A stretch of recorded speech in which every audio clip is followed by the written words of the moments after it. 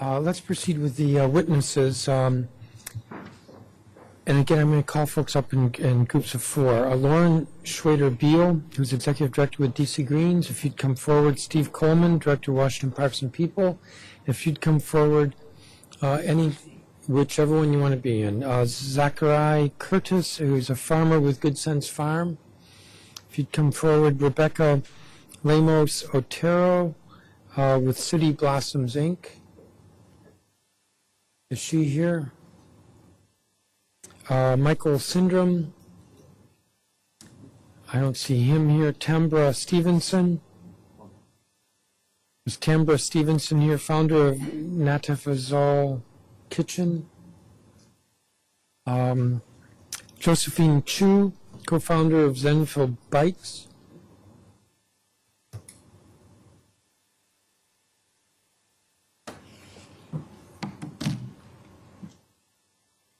And we'll begin with Ms. Biel. Again, if you can see that, that tells you how much time is left. There should be a chime when there's 1 minute left, and there's the big clock over there. All right, I'm going to race. I thought I had 5, so I think I'm at 4:22. Have I started? No, okay. I do think the witness list might have said that less time will be allowed if there are a large number of witnesses. Okay. Proceed. Okay. My name is Lauren Shweder Biel, and I'm the Executive Director of DC Greens, a local nonprofit that connects communities to healthy food in the district through education and access. I'm here because I believe that we are at a critical turning point in our city. As we continue to grow and develop, it is essential that we think deliberately about how green spaces will be integrated into our municipal plans and how urban agriculture can be actively supported by our city policies. When we talk about urban agriculture, we're talking about a range of things, all of which will be represented here today. We're talking about community gardens, nonprofit educational green spaces, for-profit small businesses, and places that are many of these things at once. While each of these have different struggles and different needs, they are all critically important to building a healthy, vibrant, and forward-thinking city. So why is urban agriculture important? Here are a few reasons. In a city with crushing obesity rates and grave food access issues, urban agriculture can provide community-based access to healthy foods. Urban farms provide employment opportunities and are viable small businesses given the right conditions. Community green spaces provide beautification and a sense of neighborhood pride. And the presence of agriculture in the center of urban landscapes normalizes food production for both children and adults and provides a tangible sense of where food comes from. We are thrilled that the legislation before us is prompting so much discussion about the role of urban agriculture in the future of the district. However, we feel that there must be substantial markups to create a bill that is both reasonable and actionable. There's a great deal to learn from other municipalities with successful urban agriculture policies across the country. DC Greens has been reviewing sexy things like urban agriculture tax codes and zoning ordinances from national leaders in the field, and I've included some examples and key information as an appendix to my testimony. Let's start with taxes. While the Act mentions tax abatements, the current suggested abatement at 50% does not go far enough. There are many other ways that we could address the tax issue. For example, we could create an agriculture tax rate which would allow farmed lands to be assessed at a lower rate than the highest and best use rate, as they do in California and Utah. We could add a property tax exemption for farming on tax-exempt land, such as a church. For something that provides as much public good as urban agriculture, we could even add it to the list of activities exempted from property taxes altogether. Zoning is another key area to address. The current Act makes no mention of zoning. However, at least 45 cities nationwide have zoning ordinances that acknowledge urban agriculture as a permitted use. I read last night that Atlanta just made key zoning changes this week.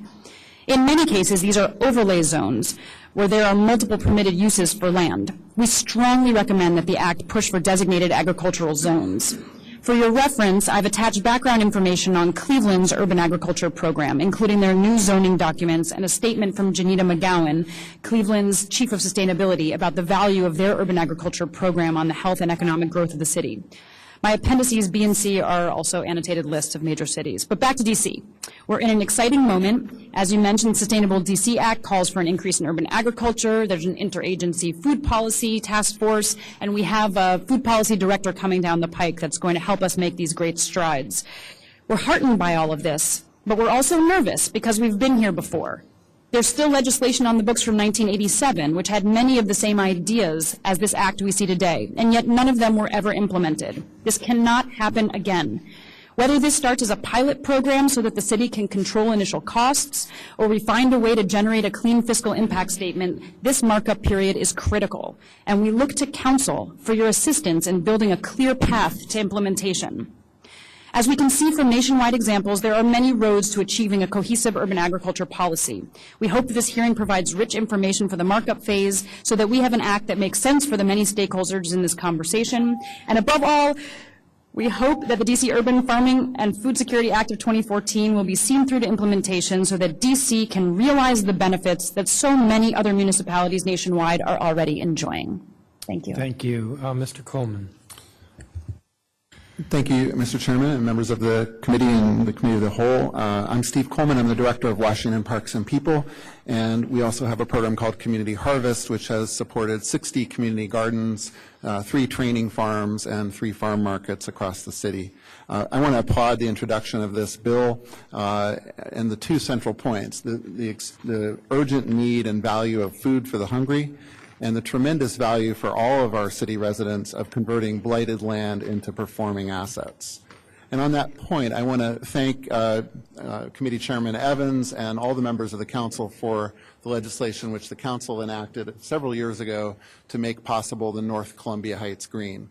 This is, I think, a tremendous example of the power of converting what was, as you see in this picture, a horribly blighted and entrenched negative spot in North Columbia Heights into what is now and is continuing to be a sustainable, beautiful green hub for the entire community. That green hub not only removed blight, it seriously countered crime, it spurred investment and renewal in the surrounding area, it created a quasi-park and public green space with no DC operating costs, and it's provided healthy food to hundreds of neighborhood residents, over a dozen neighborhood charities, and 10 schools and youth groups in the surrounding area, along with the accompanying access and education to food. This is priceless. And so I really want to applaud the bill and echo the comments that were just voiced by DC Greens about the need to strengthen this bill. We want to see more incentives for nonprofits in this legislation. It's more than just shelters and food banks who are helping to get food to the needy. We need to think about new ways to leverage the income tax credits that are proposed so those can be leveraged by nonprofits as well as by for-profits. The scale of the legislation needs to be increased. The land area in question needs to be much more than a minimum of 25 lots. The goals in Sustainable DC for 1 new acre per year of urban gardening, we think are off by 2 orders of magnitude, that we should really be looking at 100 new acres per year for the next 20 years. DC is the greenest city in North America, and we're not leveraging much of this fallow land to support our people. But also the scale needs to be increased in terms of the tax abatement. We completely agree that 50% off on property taxes is helpful, but it is just not going to be enough to make these blighted vacant lots turn around into productive gardens and farm areas. So we also want to echo the need to support not just food production, but other kinds of farming-based food enterprise in the city. There's tremendous potential to develop food hubs across the city. We believe that implementation is critical, as was just testified, and we want to encourage, as part of the Council on Food Policy legislation that's being considered by the Council, that the Council look to establish a Department of Agriculture connected to the UDC College of Agriculture, Urban Sustainability, and Environmental Sciences. We have a land grant institution with a cooperative extension service, an experimental farm, and a whole program around agriculture. We need to elevate that to being a Department of Agriculture for the city. We need a citywide plan and an ambitious goal. We need to reach beyond just the blighted private and DC-owned lots to really challenge the federal land managers in our city who are sitting on massive areas. Just in the areas around Marvin Gaye Park, we've identified 50 acres of completely fallow land that could be very easily converted into productive farmland to support our people. We thank you very much for this opportunity to testify, and we ask for permission to submit a copy of our remarks after the hearing. Thank you, Mr. Coleman. Mr. Curtis. Good morning. My name is Zachary Curtis, and I'm speaking today as the owner and operator of Good Sense Farm and Apiary. It is an operating multi-site apiary, beekeeping operation, and mushroom farm in the district. I'm speaking not only as a small business owner, but as the co-founder of a local cooperative for district farmers who identify as women of color and women and people of color in the city. I'd like to talk about the two parts of this bill that I think could really enhance, if they were worked on, the opportunities and outcomes for potential small business owners in this industry. First of all, as I told you earlier, I'm a mushroom farmer and a beekeeper, and I grow on non-traditional land. I'd like to see the land that we are talking about, which is currently limited to unimproved land, expanded in terms of the type and shape and size of what we include as applicable farmland. I've seen farmers do amazing things on rooftops and basements, on unimproved structures, parking lots, rehabbed schools, and I'd like to see that included in the language of the legislation. That will benefit outcomes for farmers like me who are doing their best to fit into the current landscape of DC's urban agriculture structure and who could provide great insight on what needs to happen moving forward. Goodson's Farm and Apiary is nimble and collaborative. We work with many other farmers, other nonprofits, and we'd like to retain that as one of our greatest assets in this city. The second part of the bill that I'd like to see expanded is explicit language which provides incentives for farmers of color, beginning farmers, and others who are working through cooperatives to build shared infrastructure. As I said, I'm the co-founder of Community Farming Alliance, an urban-rural alliance of farmers growing in the DC area who identify in the categories which the USDA recognizes are traditionally underserved communities: women farmers, people of color in this region. Those folks are among the majority of people who I know who are interested in getting into farming, and they're among the majority of the people who I train and mentor on a daily basis. I want to be able to tell them that there is a future for them in this industry, and I would need your help to do that. I'd like to know that if one of my interns were set their sights on a DC property, would the tax rates be at an accessible level for them? Would the RFP be too dense and not transparent? And would preference be given to communities who have traditionally been left out of the conversation in terms of leading the way towards sustainability? I've seen the impact of untrained and well-meaning people trying their hand at farming without taking the time to build strong foundation in business acumen, and I'm doing my part to make sure that the future farmers of DC don't have to learn the lessons that I learned and that other small business owners have learned along the way. I'd like to close with a story about my dad to show you that this is not actually a new issue. When I was younger, he rode around our neighborhood looking for vacant land and delivered handwritten letters to homeowners asking to be their neighborhood farmer. At the time, I was about 9 or 10 and hadn't really considered this as a career, but now here I am speaking in front of you today as his descendant, turned hobby farmer, turned small business owner, and cooperative organizer. I don't think that I'm that unique, and I would like the council's support in recognizing the depth of knowledge in our community already and the need to support that and to support the cooperation that sustains us. Thank you. Thank you. Ms. Chu. Okay. Good morning, everyone, and thank you for allowing me to testify today. My name is Josephine Chu, and I'm the co-founder of Zenful Bites.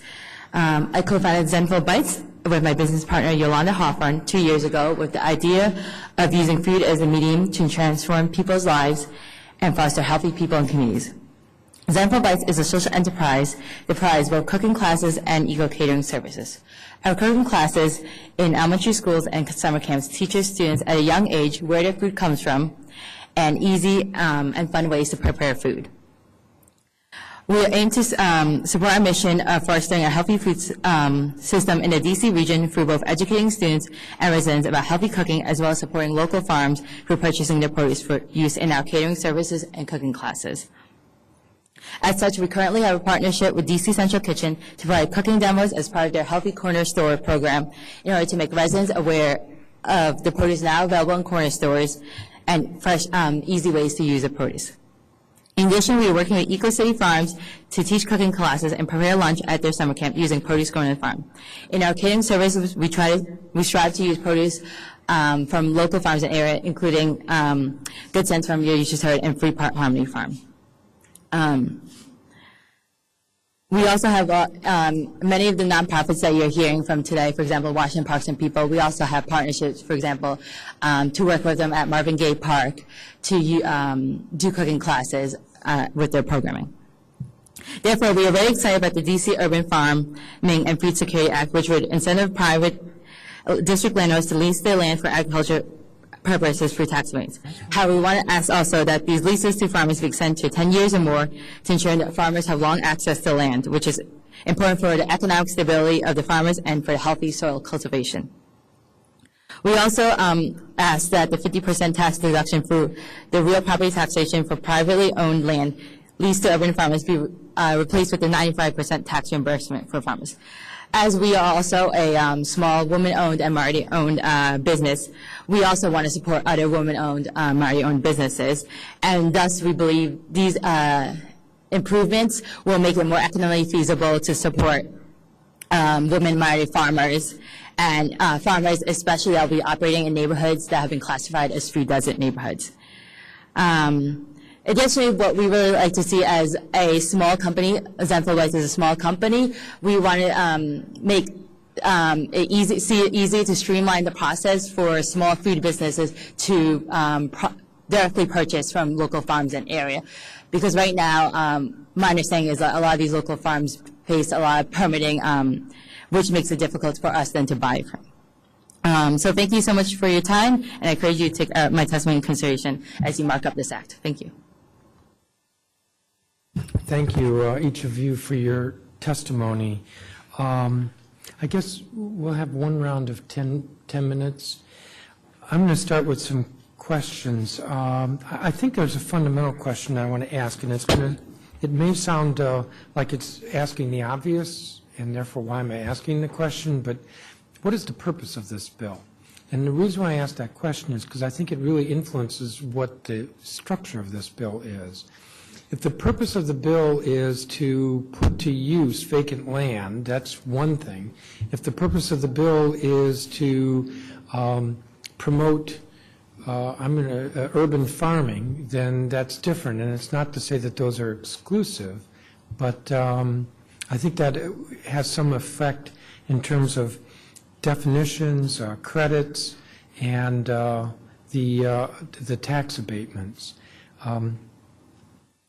In looking over the bill, for instance, there's a definition for urban agriculture, which is pretty broad. There is a limitation on the size of lots. That actually kind of gets to the question of what's the purpose here.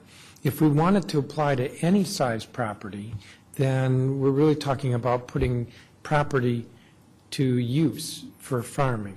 If we're talking about a minimum size, and the bill says 2,500 square feet, then we're really talking about farming and not about putting vacant property to use, if you get what I'm saying. One of you, at least one of you, I see, Mr. Curtis, that you're turning your head like, what am I saying? Somebody testified, why do we have the limitation of 2,500 square feet? Well, if it's any size property, then this is about putting vacant land to use. But when you're talking about 2,500 square feet, then you're talking about, if you will, a minimum amount of urban farming. Not just that I throw some tomato plants onto a piece of unused land in the back of my yard, but rather I have to be producing a fair amount of produce. And that gets back to what's the purpose here. Similarly, with regard to the abatements, there's actually, I think with the income tax abatement, it's actually, I guess, a credit. That actually speaks to neither urban farming nor putting land to use. That speaks to helping the food banks. So what is the purpose of this bill? I'll start with Ms. Biel. I think these are great questions, and I think that that's the issue that we're facing right now, is that we have a bill before us that doesn't clearly define the goals that I think that we all have, which are I'd say the first two of the three that all three really. I mean, I think we want to put our vacant lands to use. We want to encourage small farmers and mid-sized farmers, and I think, we would love, as a byproduct of that, to be, more donations to food banks, though I think, at least from my perspective, that is definitely a lower priority, though it's very privileged in the bill as it stands. So, I mean, I think that, we're all working with this as it's been written, but I think everyone that I've spoken to feels like nothing is clearly defined enough to really have something that's actionable and that's actually going to serve the small farmers and also make sure that as much land as possible is put into use. I mean, there are examples from other cities where they've done a very good job of both, of encouraging small farmers to be trained, to have some credit put in place so that they're actually able to farm the land, and where, sizable tracts are actually put into circulation. So, I mean, I know that doesn't quite answer your question, but I think that there's a lot of work that needs to be done in the market. Let me try a little bit of dialogue here. I've often thought, because this has actually come up, that we have a vacant property tax. Yeah. And if property is vacant, it's $5 per $100 valuation. If it's blighted, it's $10 per $100 valuation. If it's blighted, then it's probably improved. I think one of you testified that this shouldn't be limited to unimproved property. And that, again, gets to what is the purpose of the bill. I've often thought that it would be a way of reducing the tax burden if we said to somebody who has vacant property, permit a community garden on your property, and then you won't get the vacant property tax rate. You'll get the underlying tax rate. Now, this bill doesn't do that. Right. This bill says a 50% credit. Right. For residential property, the tax rate is 85 cents per hundred. If it's vacant, it's $5, assuming it's not blighted. So under this bill, it would be $2.50 because it's a 50% credit. That's, in my view, kind of missing, at least if the goal is to put the property to use. But I said community gardening. I think you're talking more about farming, which is greater production. With a community garden, I might have a plot that's 10 by 15. That's 150 square feet. And this is talking about, 2,500 square feet, and it doesn't reference a community garden. I'm sorry, do you want to go ahead?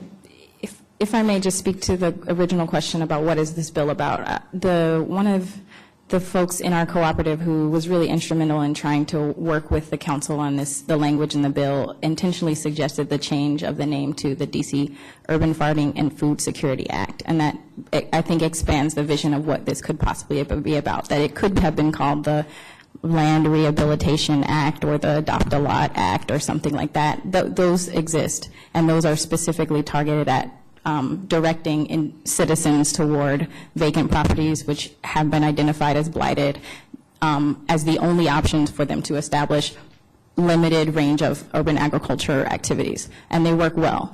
I think we're also trying to do is give the council an idea of how well developed DC's urban food system already is, and that we've matured past that point, and that we are asking for people to be as creative as possible with the resources that we have at our disposal to allow folks who do this well to do what they do best. And so I think that's what my highest vision for this legislation would be, and that's what I think, if the language is not on point, let's work on it.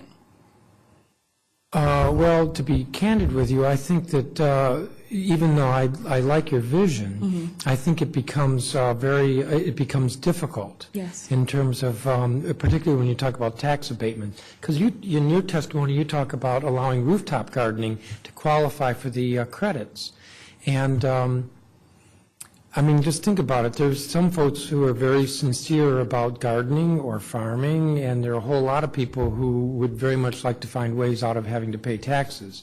So if I can get a 50% credit on my tax simply by saying that I have a farm on my roof, and I may not actually produce anything, and nobody's talking about having some sort of compliance effort in here. Now we're creating a real problem for the district. So I think your vision, I like your vision, but I In think my it becomes- testimony, and I think in supporting testimonies, sorry to interrupt, we did mention a burden of proof for the agricultural user to say, I am selling and I'm also paying taxes as a business owner, that we would love nothing more than to be able to operate as regular business owners, like a coffee shop owner or a bookstore owner. But then you're talking And about a that- larger lot. Somebody said, at least one person said smaller lots. Okay. But personally, if I may inject my own opinion here, I think we want to encourage people to garden or farm on a small scale, and that isn't necessarily about selling. Right. We want to encourage people to take something that's not used and make it like a community garden and grow enough vegetables that they have something to eat, and I shouldn't put it that way, to grow some vegetables so that they can supplement what they would otherwise have in the summer, and that's not about selling at all. And I Yes. think, and I do think that, one of the issues in this legislation, in the language of the legislation, is that, there are many different kinds. Urban agriculture looks a lot of different ways, as you're pointing out. I mean, there are for-profit businesses, there are educational farms, there's small community garden spaces, and I think that we, as sort of the urban ag community here, really want to see all doors open for all of those possibilities. They might not be the same doors, so there might need to be tighter Different definitions. And different strategy. Exactly, and I think that we're looking for help in the markup phase to make sure that we're learning from other municipalities, so that we are, finding definitions that fit each of those categories, and we're finding the appropriate solutions that are going to, be creative, like what you said with the blighted lands where there's extra. Well, what if there was amnesty for people who, the city's never going to collect back taxes on the land's underwater, so you're not literally, but I mean in terms of taxes. So there's this blighted extra. They're not being able to sell it because nobody wants to assume that cost, and maybe it's a land trust. Maybe there's so many possibilities from other places, and I think we are hoping that this process will allow us to really till into this bill and make it richer. Councilmember Cheh. Till into the bill, right? I did that. For you. Well, first of all, in my opening remarks, you all may recall that I mentioned this bill that we're going to have a hearing on July 1st about food council and food policy director. I just want to give a shout out to Lauren Biel, because she was the one who made that suggestion to me initially, and I thought it was so fabulous that now we should put your name on the bill as your bill. But in any event, so we will be doing that. I think the questions that the chairman asks are really good ones, and they're important ones, so that we do what we should always do when we have issues. We try to identify, well, what are we trying to do, and does the method that we're employing actually get us there or not? Or do we have to add something, take something, clarify something? In addition, there may be other issues. If people are using this for farming and they're using it for providing food to others, we may want to think about how it should be determined from a healthy perspective, which is to say, when I pass that cottage food bill and folks are going to be able to make meals or food products, rather, and sell them at farmers markets, they have to follow certain disclosure requirements, or they may have to satisfy certain, health department requirements. With lots that are being used for growing food, and if that food is then to be made available to others, we may want to test the soil. We may want to see whether there are toxic elements in that soil. I mean, there are issues that come up of that nature. So there are a lot of features to this, and sometimes the way we do it from a legislative perspective is, we'll pass sort of general goals and then leave it to some regulatory agency to spell it out in terms of regulations and so on. But in general, given the nature of the questions that are here, I'm going to ask the chairman, what he thinks of this. My committee has comments on this bill, and so maybe before we go to markup on this bill, because we do have comments, it might be useful, and I'm now going to enlist my staff member, Megan Brown, here.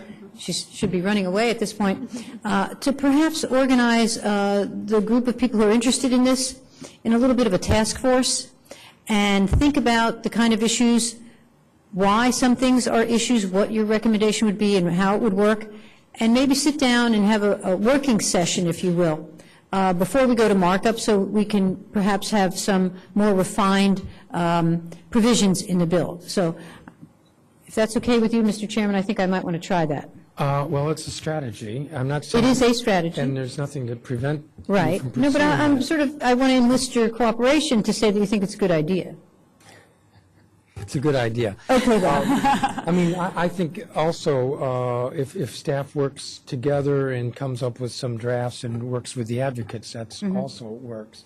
I mean, Kevin Stogner and I were just talking about if Well, we're we're talking happy to about, leave it to your staff to do the work. if we're talking about farming and therefore a larger tract of land, maybe it's just a different tax classification Right. for that property, not a 50% abatement, Right. but a different tax rate. Well, But let's, then it has to be, Right. it's classified as a farming land, that's not unusual in this country, and there's also more serious business around that. Right. Whereas if it's just simply a garden plot, then the vacant property tax doesn't apply, which is right, well, important. what you brought up is so apt because years ago, and the IRS had to get to this, there were certain benefits that would accrue to farms, and what you had were what they would call the gentleman farmer who would buy a big plot of land, buy one cow, let the cow go out on the property, and then claim some kind of a tax break. So, we do have to be fairly careful about this. I was just trying to think of a strategy, to get us to think more carefully perhaps about what it is we're trying to do and what are the best ways to do that. And maybe, in cooperation, that our two committees could bring this together. And I would ask, the witnesses, those who are at the table, but those who are to come, that if they have ideas and if they would help us out, sometimes if you actually try to reduce them to writing as opposed to having a kind of a general concept, that actually becomes more helpful for us when we're trying to enact legislation. So we can talk afterward, and I'm just alerting the people at the table and others who might be here that we might try to pester them later to give us further help. So thank you. That's fine, yes. Let me just see if I have any other questions. Anything else you want me to ask?